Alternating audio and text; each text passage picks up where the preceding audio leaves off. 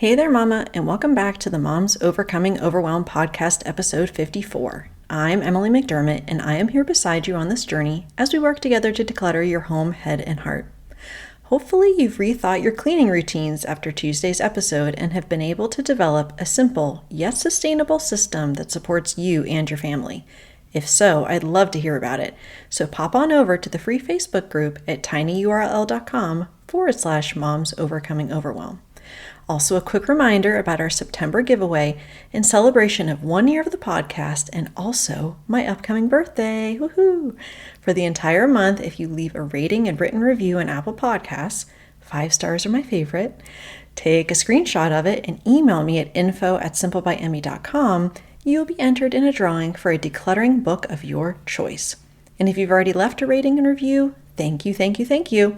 Go ahead and share the podcast with a friend and send the screenshot of that to me at info@simplebyemmy.com for an entry in the giveaway. The giveaway is all month, and the winner is going to be announced on Tuesday, October 3rd. So check out the show notes today for more information. So, Mama, we know that clutter directly impacts our overwhelm and stress, as well as our physical health. As we declutter and simplify, we are seeking a more peaceful and less stressful life. But if you have a chronic illness that is impacted by stress, like my guest today, then it's even more important to declutter your home, head, and heart so that you can learn not only to survive, but thrive despite the challenges of the illness. My guest today is Ali Cornish. Ali describes herself as a mother, writer, and wife rooted in minimalism, wellness, and lifelong learning. Shortly after launching her website, everthrive.org, she was diagnosed with ankylosing spondylitis, otherwise known as AS, an incurable inflammatory disease. After suffering from long bouts of pain and intermittent immobility, Ali chose to redouble her commitment to a minimalist way of life. Through living simply, eliminating distractions, and focusing on the important aspects of life, she put her AS symptoms into remission. Whether you have a chronic illness like Ali, or if you're just looking for a way to reduce stress and inflammation, today's episode is incredibly helpful, and I know you're going to learn a lot. So what do you say? Grab that notebook and pen, and let's dive into today's conversation with Ali Cornish. Hey there, Mama. Are you tired of all the stuff crowding your home, calendar, and mind? Do you wish you could say goodbye to the endless to-do list running around in your head? Want to declutter but don't know where to start? You're in the right place. Welcome to Moms Overcoming Overwhelm, where you will find proven and practical solutions to declutter your home, head, and heart. Hi, I'm Emily, a wife, boy mom, and simplicity seeker. I struggled to get pregnant and felt overwhelmed until I discovered decluttering could create the physical and emotional space I needed to become a mom. Now, 2 kids later, I've transformed my life and motherhood by developing simple systems around decluttering, capsule wardrobes, kid stuff, cleaning and tidying, meal planning, time management, and more, and I can't wait to share them with you. If you're ready to reclaim the time and energy you crave, be present with your kids, and finally enjoy the life and motherhood you so deserve, let's kick overwhelm to the curb, shall we? Grab your lukewarm coffee, your notebook and pen, and clear off some counter space. Let's do this.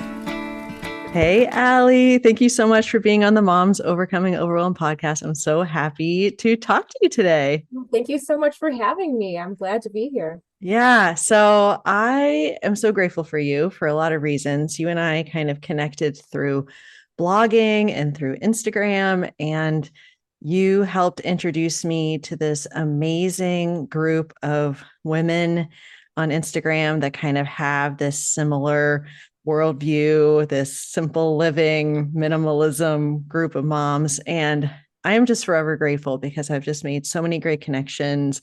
A lot of these moms now are going to be on the podcast, which is really cool. And I just want to thank you for just kind of taking me under your wing, so to speak, and introducing me, because it's just been such a life-giving community. And I'm just really grateful for you for that. So first of all, I wanted to say thank you. Well, thank you. Yeah.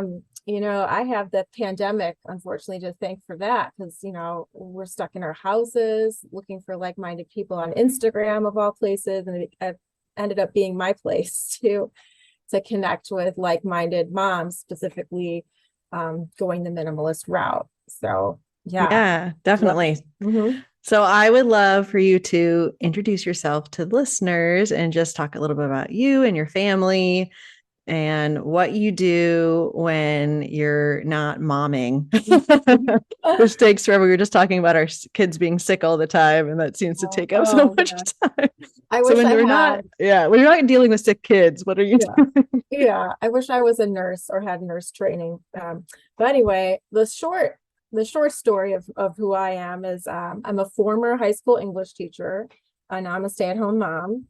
Met my husband on eHarmony in 2014, and we lived in Chicago, and now we live in Fort Collins, Colorado. We had a whole lifestyle change, and happily so. Now we have two kids, and we enjoy spending time outside.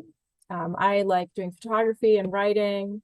I love craft beer and watching Netflix when the kids go to bed. That's me Awesome. in a Yes. nutshell. There's more, but yeah, that's it. And we are both hashtag boy moms times Yep, two. boy, So mom. yeah, and actually our kids are kind of similar ages, sort of tracking Yeah. each other. So I've liked that too. We've shared some recommendations on kids podcasts and Hmm. some of these other things. So that's been really great to Yeah. know a mom in a similar season of motherhood.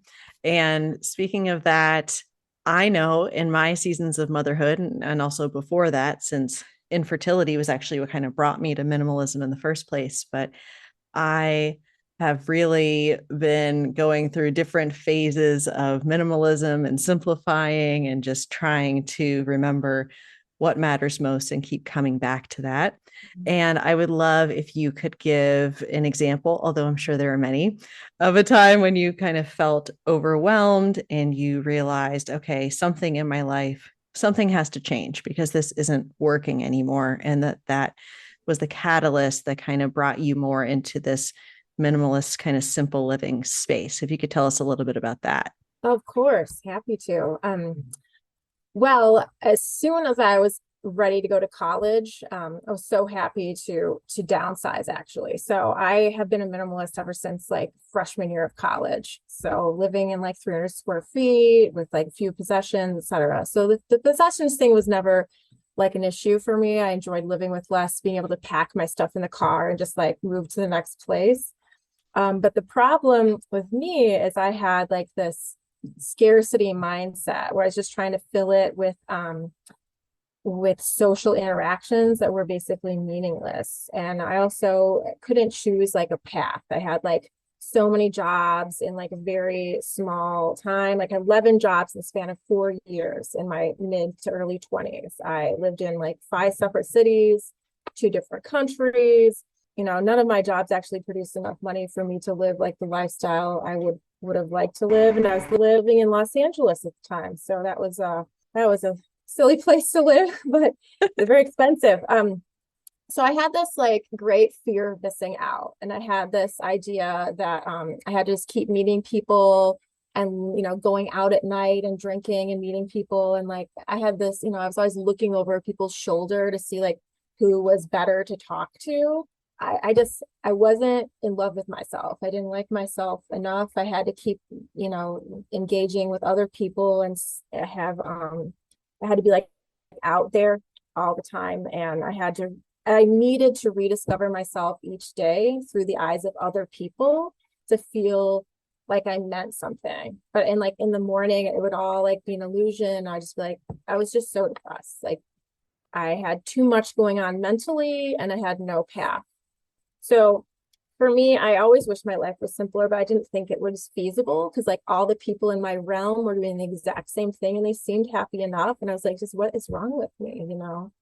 So I started thinking differently. It was really hard. I just had to start thinking in a different way. And I was like, well, okay, what do I want to do is not the same thing as what can I do, like for a job. So I started focusing on my vocation, like my job. I had 3 jobs at one time, and none of them were paying the bills. I had to actually sell my car, like make ends meet, which is not appropriate. In Los Angeles, if you know it, it's like a car city. Like you have to have a car.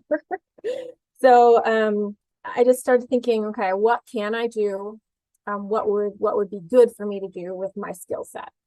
So I thought good and hard, and I became a teacher. I became a high school English teacher.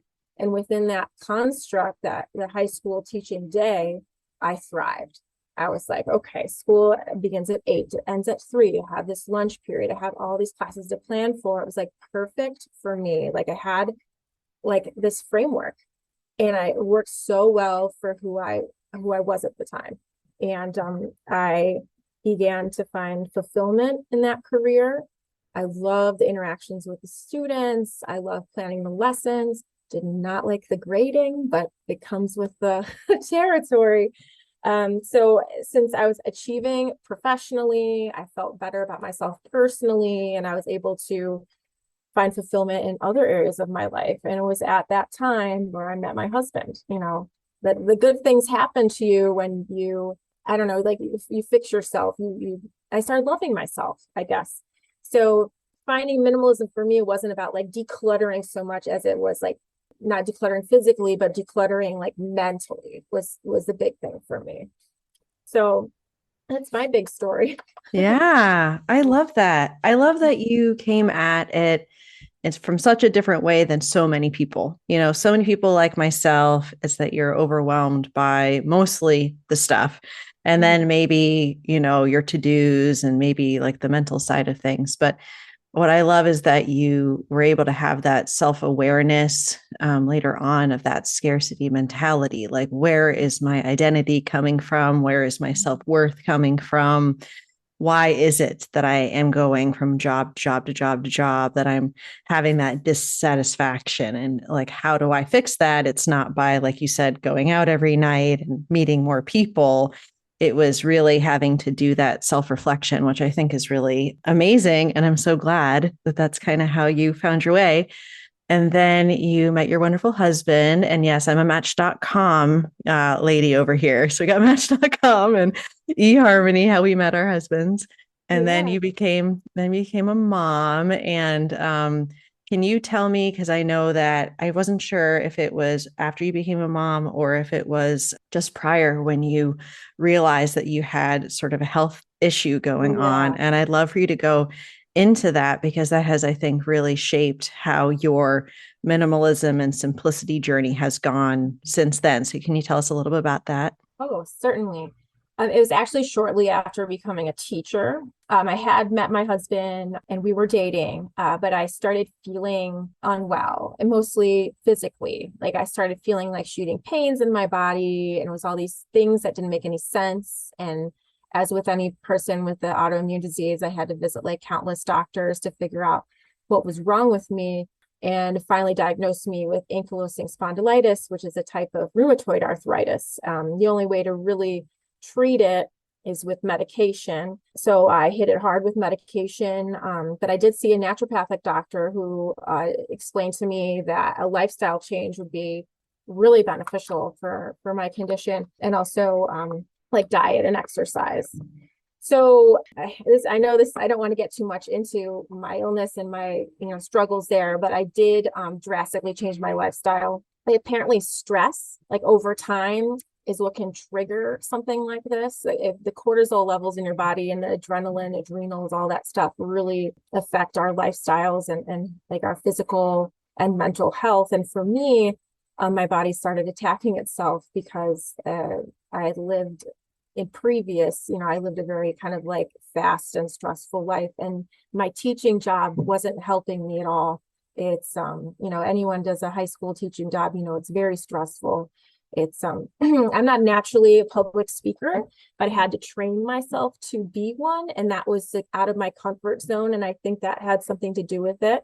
I became very good at it, but I also never shook, like the jitters and like the stress of that was still like compounded. So I basically changed my diet and my lifestyle, and continued to live like the typical minimalist life, like not a lot of stuff. But I just basically redoubled my effort to the minimalist way. So less stress. Actually ended up having to quit my teaching job, both because of my health and also because teaching and having small children doesn't really work because you just give all your paycheck to the daycare. And I was like, I'll just take care of my own kids.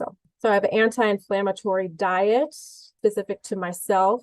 I did get blood work for that. I wasn't doing any elimination diets are a thing, but I was like, I don't want to waste any time here. Just what is inflaming my body? What could be causing this or adding to the problem? So yeah, since, I was a minimalist before becoming a mother, it has informed my decisions as a mother, with a chronic illness. So having that framework in place already helps me be as good of a mom as I can be with a chronic illness. I'm not currently in pain now, which is incredible.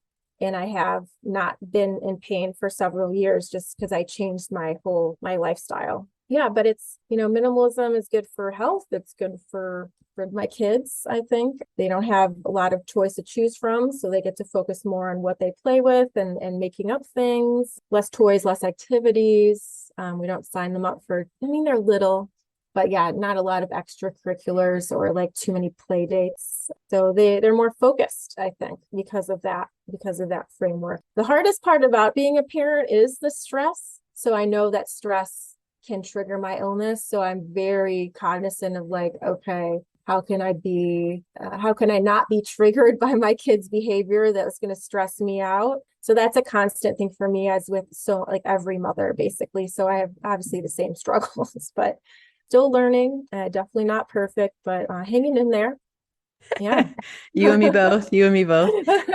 Yeah, I think some of the things that you were saying initially about how your disease is triggered by stress, and you were mentioning, cortisol and adrenals.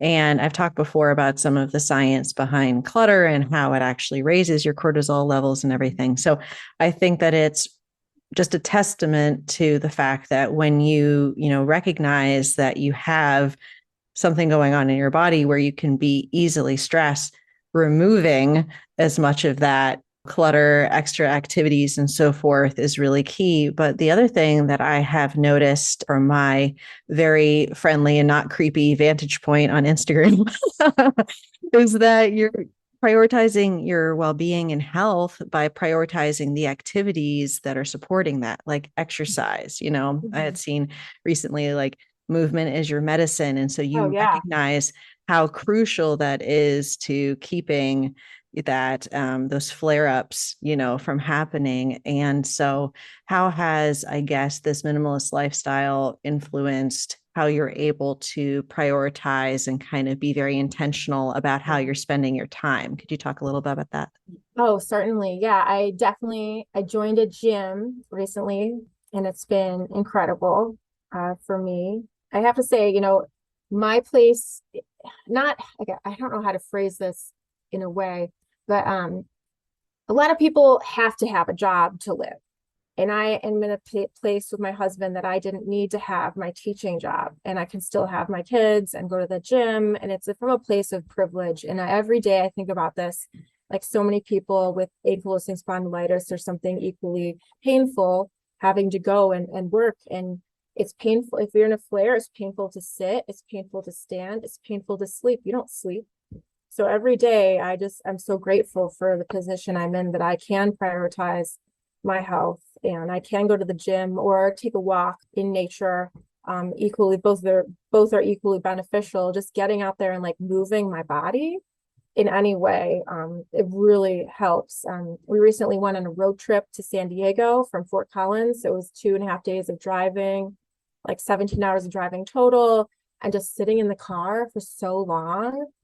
I could, I was getting sciatica. I could feel like there's something happening again. So, I knew what was going on, and I had to, you know, I was very aware of that. So I had to just start moving my body slowly. And then, you kind of move yourself out of it. And with everything else in place, I didn't get into a big flare up.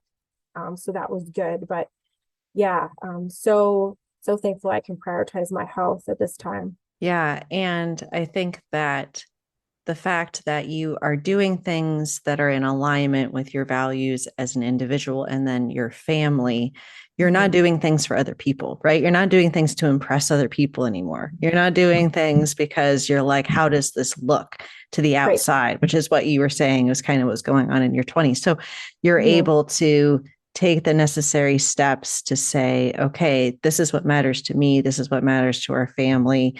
This is how we're living. And then you've been able to take everything else is just noise. Everything else is just clutter. And then you can just live a healthy life. And I have a friend with AS, actually. I don't think I've told you this before. Oh, Yeah, I do. And she unfortunately has gone through so much divorce, abuse, all of this stuff. And so there's been talk about flare-ups.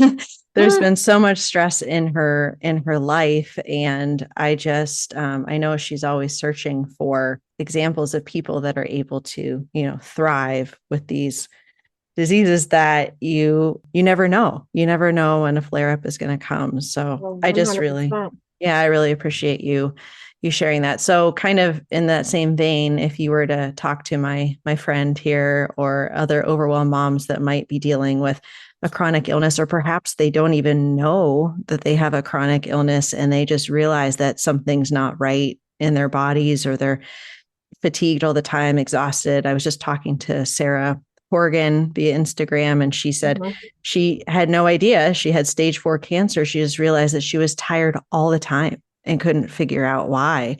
So it's like those signs from our bodies telling us. Kind of what would you say to that overwhelmed mom, as far as like, how do they start that journey of kind of living with less and prioritizing what's most important? Wow. I mean, being diagnosed with a chronic illness, any kind, immediately try to get a good support system. So you have to reach for a place where you're not in pain, because pain like clouds your entire life. You can't do anything in pain. You can't declutter your house. You can't do a thing. You can't take care of your children, can't take care of yourself. So it's getting that support system, getting good doctors, advocating for yourself, getting support from your family and your friends. I do not live near extended family, which is a bummer, but a lot of people do. So seeking out that support, or moving closer to other members of your extended family would probably be good. And once you've got that, threshold of mostly pain-free, you can get started on all the other things that are secondary, like taking a look at your mental clutter of what you're doing that's maybe not essential to your health, and getting rid of it, and taking a look at your house, and little things like with kids, like, oh, my youngest child is done with these items, put them in a box in his closet, her closet. Just when the box fills up, take it to Goodwill. That's the easiest, I think, thing to do.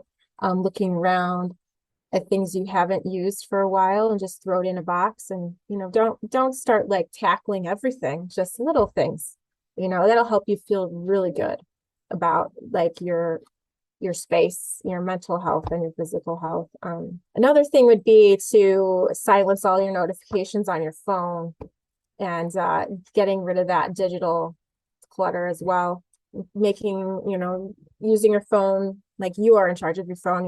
Your phone isn't in charge of you. So putting it down. We don't need to be scrolling Instagram, Facebook, all the things, all the news that's out there that's triggering you.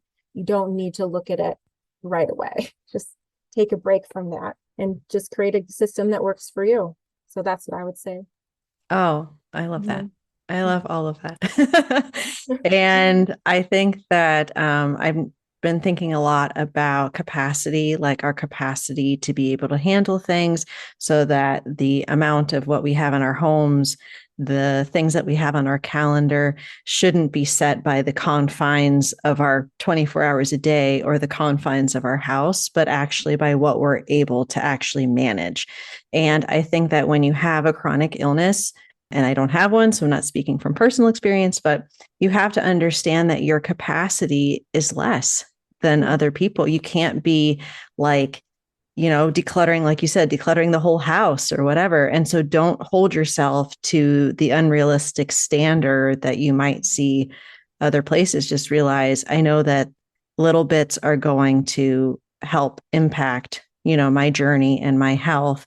And just doing some of those examples that you were saying, those are all going to add up. So like, accept the fact that even on a pain-free day, you may not have the capacity of someone else, and that's okay. And you just kind of do what you can where you're at. Yeah, there's this concept of spoons in the ankylosing spondylitis community and other people with chronic autoimmunity. You have so many spoons for the day, and every activity you do, you have to get rid of a spoon, and you only have 8 spoons left, and 7 spoons, and 6. And then once you get lower, you're like, uh-oh, tomorrow is not going to be so great. I'm not going to have this energy that I had today. So you have to, if you know, it could be like mentally picturing spoons or actually having some spoons and looking at them like, okay, you know, this is the energy I have for the day, and I can only allot my time to this many things. So it's a cool, interesting, a cool thing to think about, is to guide the way you spend your time, I think. I love that visual. That is really Mhm. neat. I've never heard of that before. Thank you for sharing that. You're welcome. And I would love, as we close out, if you could tell my listeners where they can connect with you. And I don't want to put you on the spot, maybe something you're working on, hint, hint, Okay. that you want to share. Go Okay. ahead. Well, I'm most active right now on Instagram, so you can find me at EverThrive. And then I have a blog, which is everthrive.org. I haven't been pushing too much new content there, but you can definitely find more about me, my bio, and so many things I've already written that I love, and I'd love for other people to read them. But yeah, I love connecting with other minimalists and other people with chronic illnesses, and mothers and parents. So all of that. Wonderful. Well, thank you so much for being on the show, Ali. I really appreciate it. And it's just been such a pleasure talking to you. Oh, it's been a pleasure as well. Thank you so much for having me, Emily. If you like today's podcast, here's what you can do. Just take 30 seconds to leave me a review. I know you're a busy mama. You're overwhelmed, in fact. But 30 seconds of your day makes such an impact. I'll be blessed by your words. They'll definitely make my day. And who knows, you might be entered for this month's giveaway. In Apple Podcasts, scroll down to write a review. Thanks so much for your time. I'm so grateful for you.